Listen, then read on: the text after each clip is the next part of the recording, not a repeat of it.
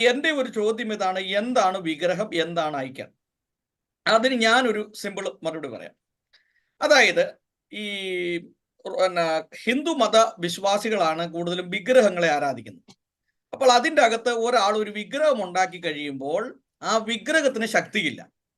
ആ വിഗ്രഹത്തെ അവിടെ കൊണ്ട് പ്രതിഷ്ഠിച്ചു കഴിയുമ്പോൾ അവിടെയുള്ള പൂജാരിമാർ കൂടി ഭഗവാനെ, അല്ലെങ്കിൽ ഏത് ദൈവത്തിന്റെ വിഗ്രഹമാണോ ഉണ്ടാക്കിയിരിക്കുന്നത് ആ ദൈവത്തെ അവർ ആവാഹിക്കുകയാണ്. അതായത് വിളിച്ചു വരുത്തി അതിൻ്റെ അകത്ത് കുടിയിരുത്തുകയാണ് ചെയ്യുന്നത്. ഇതാണ് ഹൈന്ദവ വിഗ്രഹങ്ങളുടെ ഉള്ളിൽ. ഞാൻ പറയാൻ തെറ്റാണെങ്കിൽ സണ്ണി പറഞ്ഞു പറയാം, ഞാൻ ഇദ്ദേഹം പറഞ്ഞൊരു മറുപടി പറഞ്ഞു പോകുന്നു.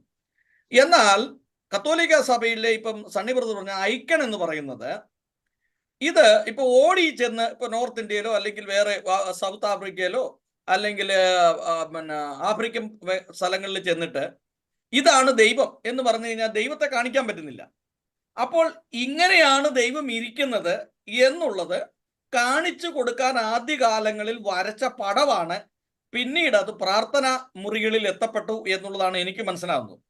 അതായത് ഇപ്പൊ ഞാൻ ചെന്ന് ഓടിച്ചെന്ന് ഒരാളോട് പറയുകയാണ് ഇതാണ് ദൈവം, അപ്പൊ അവർ ചോദിക്കുക ഏതാ ദൈവം എന്ന് കാണിച്ചു തരാമോ, എങ്ങനെ ഇരിക്കും ദൈവത്തിന്റെ രൂപം, ദൈവത്തിന്റെ ഭാവം എങ്ങനെ ഇരിക്കും എന്ന് ചോദിക്കുമ്പോൾ വേണ്ട ഇതുപോലെ ഇരിക്കും എന്ന് അവർക്ക് കാണിച്ച് മനസ്സിലാക്കി കൊടുക്കുവാൻ വേണ്ടി വരച്ചതോ അല്ലെങ്കിൽ കൊത്തിയെടുത്തതോ ആയിട്ടുള്ള ഐക്കണുകളാണ് ഈ ഇപ്പോൾ നമ്മൾ ഈ കാണുന്ന യേശുവിൻ്റെയും കന്യാമറിയത്തിൻ്റെയും മറ്റുള്ളവരുടെയും ഇന്ന് ഈ കാണുന്ന ഫോട്ടോകളും അതുപോലെയുള്ള ഈ രൂപങ്ങൾ എന്നല്ലേ സണ്ണി ബ്രദർ പറയാൻ ഉദ്ദേശിച്ചത്?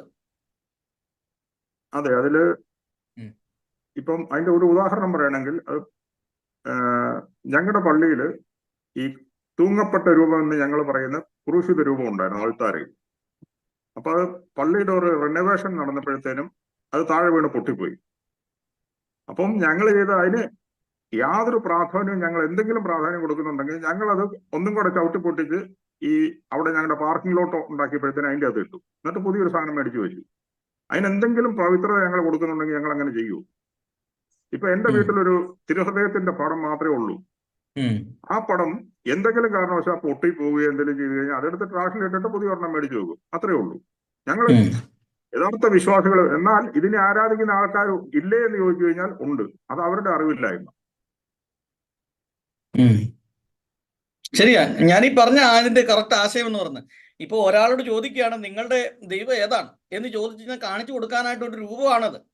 എന്നാൽ കാലാകാലങ്ങളിൽ പിന്നീട് വന്നപ്പോൾ ആളുകൾ അതിനെ ഒരു പൂജാ വസ്തുവായി എടുത്തു മാറ്റി എന്നാണ് സണ്ണി ബ്രദർ പറയുന്നത്, അല്ലേ? അതല്ലേ എന്റെ ശരി? ചില ആളുകൾ, എല്ലാവരും ഇല്ല, ചില ആളുകൾ.